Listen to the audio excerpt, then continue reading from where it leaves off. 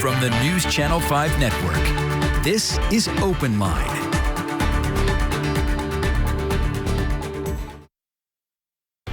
Hi, everyone. On a Monday, Rhori Johnston in the OpenLine chair. Thanks so much for joining us. Hope you had a good weekend, everyone. And today, we're going to talk about an interesting topic because we hear so many different headlines. And if you're out and about, you know, almost everywhere you see now hiring, job signs, jobs available across the board. So we're going to talk about the state of employment, the state of unemployment, not only here in Tennessee, but all across the country. And we'd love to hear from you. What do you think is really going on right now with so many businesses finding it so difficult to find workers? And I want to welcome our guest joining us via Zoom tonight from Chattanooga, Tennessee. His name is Anthony Smith. He is an economist with FreightWaves. Anthony, thank you for being with us, and we really look forward to kind of learning a little from you tonight. How are you? Rhori, I'm doing very well. Thanks so much for having me. Give us a little background about FreightWaves and your work as an economist. Definitely. So FreightWaves is a very interesting company. It's really a SaaS company. So it's a tech startup built around a platform called Sonar, which we use to leverage to get up to really near real-time data on the freight market, transportation, and all aspects of the supply chain. So we can really get a finger on the pulse of what's moving throughout the country. So that's really huge to really kind of get an idea of, you know, what's happening before a lot of the monthly economic releases really come out, because we can see what's moving on those roads or coming into the country. The other big aspect of it is that we're also a media company as well. So we have a wonderful staff of writers and market experts throughout every aspect of the supply chain that really all bring it together.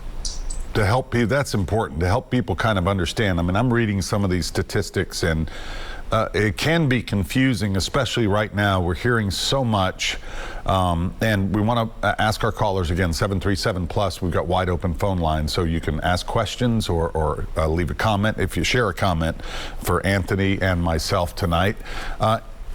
What is going on right now with our job market? And is it, we hear a lot about the supply chain disruptions. Kind of in a nutshell, how would you describe what's happening right now?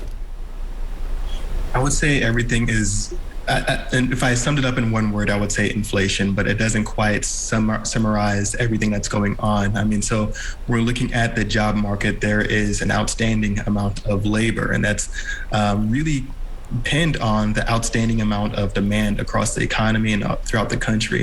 When you're looking at demand for goods and services alike, you're seeing that there is just so much really pent up demand that's really has been on a really big uproar since really the beginning of the pandemic. After that first initial wave and you saw a stimulus hit, we've seen really unrivaled demand from the U.S. consumers that we really haven't ever seen before. And why can we not now, hopefully that the pandemic is starting to wane, we hope, and people are getting back into the office, why is it so difficult for us to pick up where we left off pre-pandemic? Well, I think it comes down to a few different factors here. So when we're looking at where we were pre-pandemic and where we are now and everything that happened in between, we see that there have been quite a lot of people that have had time to sit at home, shelter in place, and really kind of evaluate, am I really happy with what I'm doing right now? Right. And I think, you know, the term that's been coined is the Great Resignation. And you're seeing a lot of people who are maybe looking for a career change and a career shift.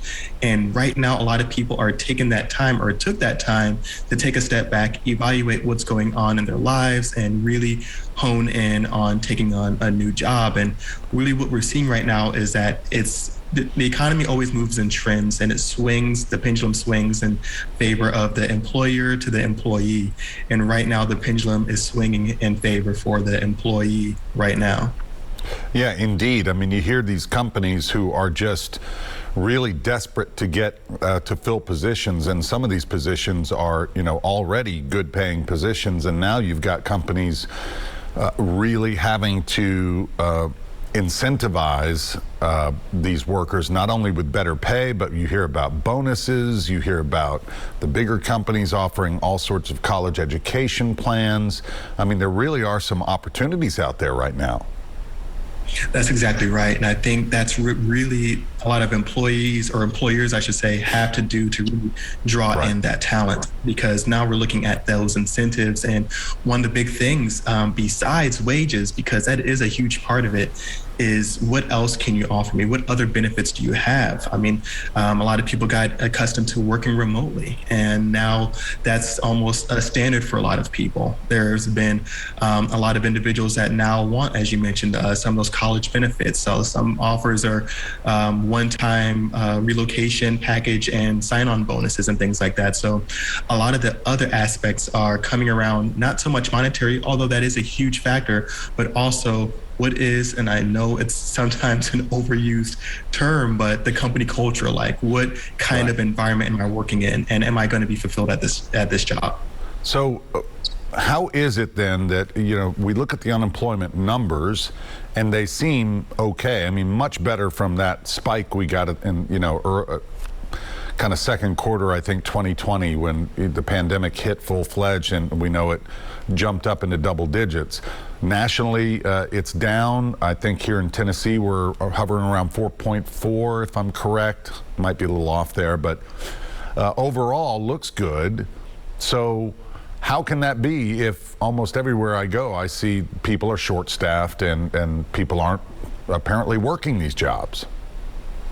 And yeah, I think that's a great point there. I mean, you pointed it out, and I have the same number as you have with 4.4 for Tennessee on the unemployment rate, which is really better than a lot of the other parts of the country. So when we look at the overall USA, that's at 4.8, but you look at some of the large metropolitan areas like California, New York, that's going to be hovering right around 7.5. So it's really a state by state thing. But when we're looking at what's happening really within Tennessee or throughout the country, one of the big things that we're seeing with that big draw of labor is that overwhelming demand. And that's what it's always going to kind of come back to, is consumer conditions. And despite how other aspects and other things of the economy, no matter how rough manufacturing might be or how off the supply chain might get, if the consumer is in a good place, good meaning there is an adequate amount of savings, the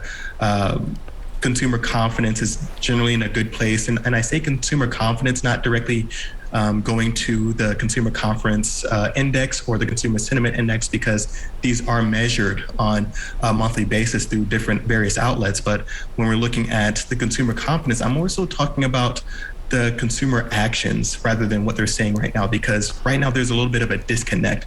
Typically when we're seeing consumer confidence, it's measured by, how are you feeling about economic stability, or how are you feeling about your economic outlook, near term, long term, simple questions like that.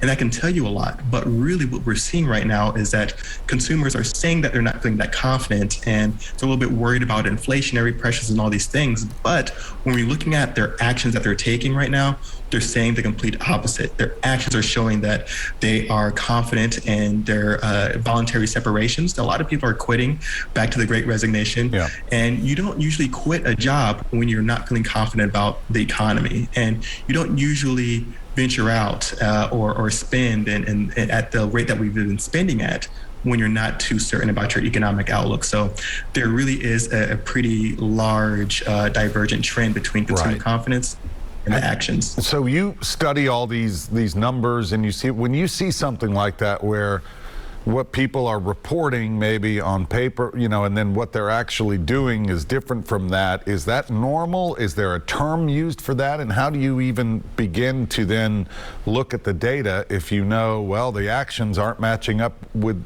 these numbers? It's not something that is typically normal that we see usually when we're looking at macroeconomics. And a lot of economists and analysts don't really trust in consumer confidence, or they see it as a lagging indicator. But it's always good to kind of know what consumers are feeling and how they are going to kind of, what their fears are and what people are really kind of honing in on.